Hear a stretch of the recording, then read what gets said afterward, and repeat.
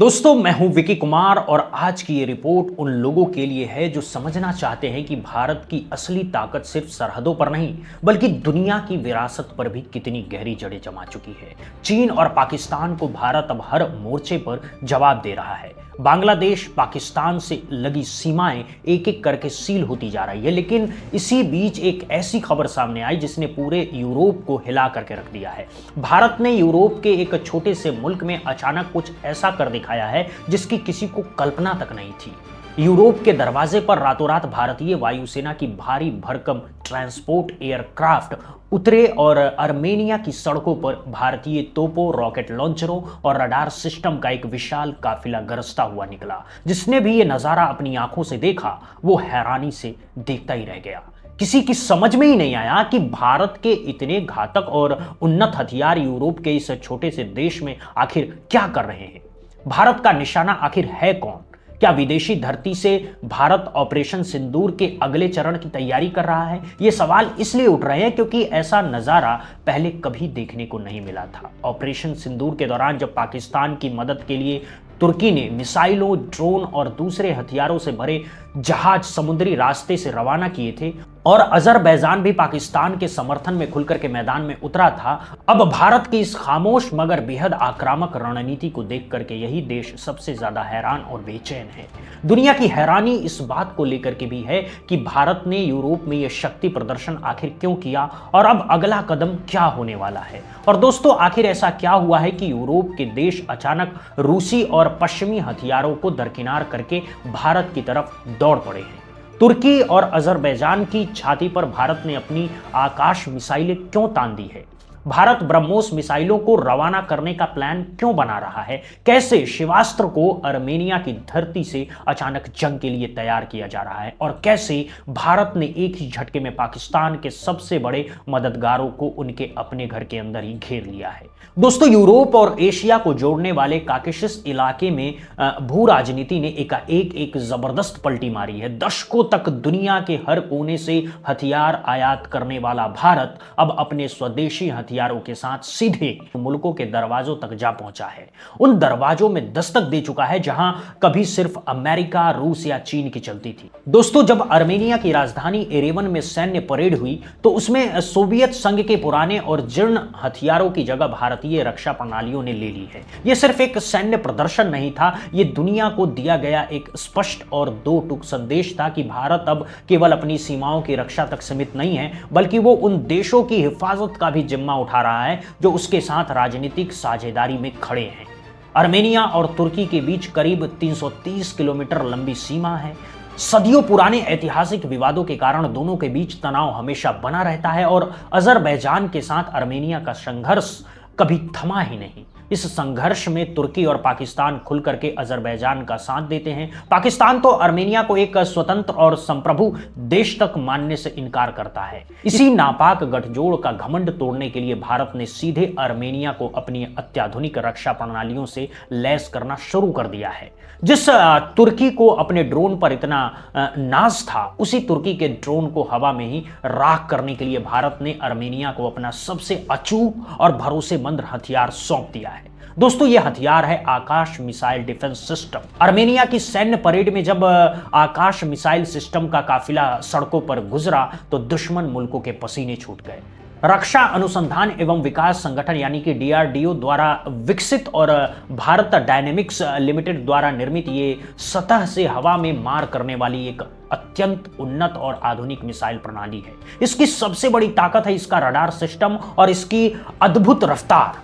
दुश्मन का लड़ाकू विमान हो, क्रूज मिसाइल हो या फिर तुर्की के वो मशहूर ड्रोन जिन पर वो बेहद गुरूर करता है, आकाश मिसाइल सिस्टम उन सबको पलक झपकते इंटरसेप्ट करता है और आसमान में उनके परखच्चे उड़ा देता है। आर्मेनिया को इस एक सिस्टम की सबसे ज्यादा जरूरत थी और भारत ने ये उसे दे दिया क्योंकि अजरबैजान लगातार हवाई हमले करके उसे भारी नुकसान पहुंचा रहा था। हवाई खतरे से निपटने का इंतजाम हो जाने के बाद बारी थी जमीनी जंग में दुश्मन को नस्तो नाबूद करने की। और इसके लिए दोस्तों, भारत ने आर्मेनिया के ऊंचे पहाड़ों तक पहुंचा दी अपनी सबसे खूंखार तोप, जिसे कहते हैं ATAGS यानी कि advance towed artillery gun system. Bharat के DRDO और कल्याणकारी समूह द्वारा संयुक्त रूप से निर्मित ये 155 किलोमीटर की तोप दुनिया की सबसे मारक और घातक तोपों में से एक है। इसकी मारक सीमा इतनी विस्तृत है कि दुश्मन की तोपें जब तक फायर करने की सोचेगी तब तक ATAGS उनके पूरे बेस को मिट्टी में मिला चुकी होगी। इसमें ऑटोमेटिक सिस्टम लगे हैं और इसे पहाड़ी इलाकों में बेहद तेजी के साथ एक स्थान से दूसरे स्थान पर तैनात किया जा सकता है। अर्मेनिया की सेना जो कल तक सोवियत युग की पुरानी भारी भरकम और अप्रचलित तोपों पर निर्भर थी, उसे अब एक ऐसा आधुनिक और घातक विकल्प मिल गया है जिसका कोई तोड़ फिलहाल अजरबैजान के पास नहीं है। लेकिन दोस्तों, युद्ध सिर्फ सटीकता से नहीं जीते जाते, वहां एक साथ व्यापक और भीषण तबाही मचाने की क्षमता भी चाहिए होती है। और इसी तबाही का दूसरा नाम है भारतीय Pinaka multi barrel rocket launcher. रूस के पास ग्रेड और स्मर्च जैसी शक्तिशाली सिस्टम है, लेकिन भारत का ये स्वदेशी पिनाका उन पर भी भारी साबित होता है। जब पहाड़ों की ओट से दुश्मन की फौज आगे बढ़ने की कोशिश करती है तो पिनाका अपना खौफनाक काम शुरू करता है। यह सिस्टम महज कुछ सेकंडों के भीतर ही विशाल इलाकों में रॉकेटों की ऐसी घनी और विध्वंसकारी बारिश कर देती है कि दुश्मन की पूरी यूनिट एक पल में साफ हो जाती है। दोस्तों, पिनाका की सबसे बड़ी खासियत है कि इसकी बेजोड़ गतिशीलता और असाधारण मारक क्षमता। दुश्मन के ठिकानों पर लंबी दूरी तक एकदम सटीक हमला करने में पिनाका का कोई सानी नहीं है। अंतर्राष्ट्रीय रक्षा बाजारों में पिनाका की यह गरज भारत के डिफेंस एक्सपोर्ट के इतिहास में एक अभूतपूर्व मील का पत्थर बन चुकी है। लेकिन पहाड़ी युद्ध में सबसे बड़ी चुनौती यह होती है कि दुश्मन छिपकर गोलीबारी करता है और उसकी सटीक पोजीशन का पता नहीं चल पाता। इस कमजोरी को जड़ से खत्म करने के लिए भारत ने मैदान में उतारे अपने Swati weapon locating radar. Swati कोई हमलावर हथियार नहीं है, बल्कि ये एक बेहद तेज तर्रार और उन्नत इलेक्ट्रॉनिक खुफिया सिस्टम है। जैसे ही दुश्मन अपनी तोप या मोटार से पहला गोला दागता है, स्वाति रडार तत्काल उस गोली की हवा में रफ्तार और दिशा को ट्रैक कर लेता है। दोस्तों, गोला जमीन पर गिरने से पहले ही स्वाति रडार अपनी सेना को सटीक जानकारी दे देता है कि दुश्मन की तोप ठीक किस जगह पर छिपी हुई है। इसके बाद भारतीय पिनाका और ATAGS तोपें मिलकर के उस ठिकाने पर जवाबी हमला करती है और दुश्मन को हमेशा के लिए खामोश कर देती है। अर्मेनिया के ऊंचे और दुर्गम पहाड़ों में यह रडार एक वास्तविक गेम चेंजर साबित हो रहा है। दोस्तों, इन सब हथियारों के अलावा भारत ने आधुनिक युद्ध की बदलती प्रकृति को गहराई से समझते हुए अर्मेनिया को ALS-15 लोटरिंग एम्यूनिशन भी सौंपी है। अब बोलचाल में इन्हें आत्मघाती ड्रोन कहा जाता है। ये हवा में लंबे वक्त तक मंडराते रहते हैं और जैसे ही इन्हें अपना लक्ष्य दिखता है, ये सीधे उससे टकरा करके भयंकर विस्फोट करते हैं। दोस्तों, ALS-15 का अर्मेनिया पहुंचना ये साबित करता है कि भारत अब उस विशिष्ट और प्रतिष्ठित वैश्विक क्लब में शामिल हो चुका है जो दुनिया के ड्रोन युद्ध बाजार को संचालित करता है। सटीक हमलों के इस नए दौर में भारतीय तकनीक अर्मेनिया की उन तमाम सैन्य कमजोरियों को दूर कर रही है जिनका फायदा उठा करके तुर्की और अजरबैजान उसे वर्षों से दबाते और कुचलते आए हैं। अब यहाँ एक स्वाभाविक सवाल उठता है, दशकों तक पूरी तरह रूस के हथियारों पर टिके रहने वाला अर्मेनिया ने आखिरकार अपनी पूरी रणनीति एकाएक क्यों पलट दी? इसके पीछे सबसे बड़ी वजह बनी दुनिया की तेजी से बदलती भू राजनीति। यूक्रेन युद्ध के भड़कने के बाद पश्चिमी देशों ने रूस पर इतने भारी प्रतिबंध लगा दिए कि मॉस्को की अपनी जरूरतें इतनी बढ़ गई कि दूसरे देशों को हथियार देना उसके लिए लगभग असंभव हो गया। रूस की सप्लाई चेन बिखर गई और अर्मेनिया खुद को बीच मझधार में अकेला पाकर के घबरा गया। उसे साफ समझ आ गया कि अगर अजरबैजान ने दोबारा हमला किया तो रूसी हथियारों के भरोसे जंग जीतना नामुमकिन है। उसे ऐसे हथियारों की सख्त दरकार थी जो जल्दी मिल सके, जेब पर ज्यादा भारी ना हो और जंग के असली मैदान में अपनी क्षमता साबित कर चुके हो। और ठीक यहीं पर भारत ने एंट्री ली। भारत के रक्षा उपकरण पश्चिमी देशों के महंगे हथियारों के मुकाबले बेहद किफायती हैं। इनके साथ कोई राजनीतिक शर्त नहीं जुड़ी होती है, डिलीवरी तेज होती है और सबसे अहम बात, भारत के हथियार सोवियत मूल की सैन्य रचनाओं के साथ बिना किसी अड़चन के बेहद आसानी से एकीकृत हो जाते हैं। अर्मेनिया के सैनिकों को भारतीय हथियार सीखने के लिए कोई लंबे और जटिल प्रशिक्षण कार्यक्रमों से नहीं गुजरना पड़ता।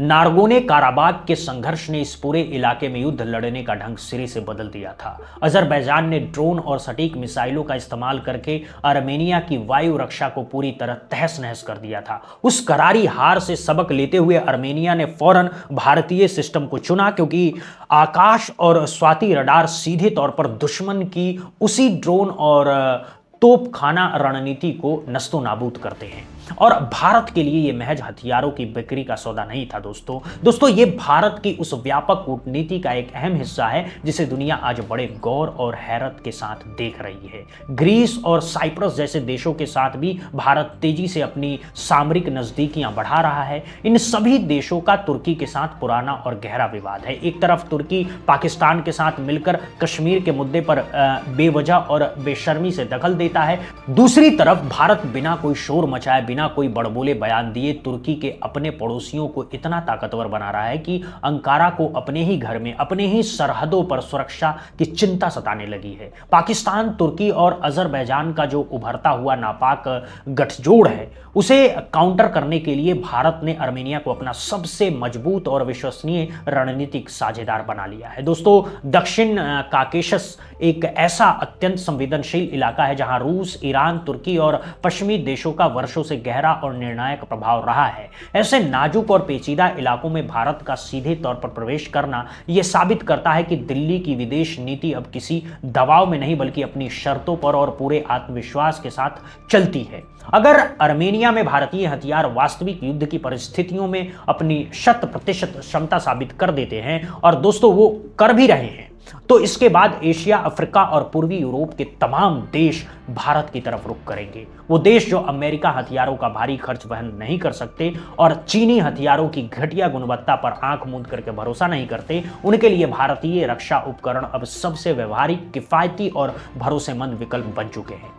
वैश्विक रक्षा बाजार में आ रहा ये बड़ा बदलाव रूस और चीन दोनों के लिए एक गंभीर और अभूतपूर्व चुनौती है। मेक इन इंडिया के तहत स्वदेशी रक्षा उत्पाद ने जिस असाधारण रफ्तार से गति पकड़ी है, उसने दुनिया भर के रक्षा विशेषज्ञों को हैरत में डाल दिया है। दोस्तों, सरकारी कंपनियों के साथ साथ अब निजी क्षेत्र में भी पूरी ऊर्जा और क्षमता के साथ विदेशी रक्षा ऑर्डर पूरे कर रहा है। अर्मेनिया की सड़कों पर गरजते भारतीय हथियार इस ऐतिहासिक सच्चाई के जीवंत प्रमाण हैं कि दुनिया का कभी सबसे बड़ा हथियार आयात रहा देश आज एक प्रमुख और सम्मानित रक्षा निर्यातक शक्ति के रूप में विश्व मंच पर अपनी अमिट धाक जमा चुका है। दोस्तों, आपको इस पूरी खबर पर क्या कहना है, क्या लगता है, कमेंट में जरूर लिखिएगा और यह भी बताइएगा कि भारत को अब आगे और क्या कदम उठाने चाहिए।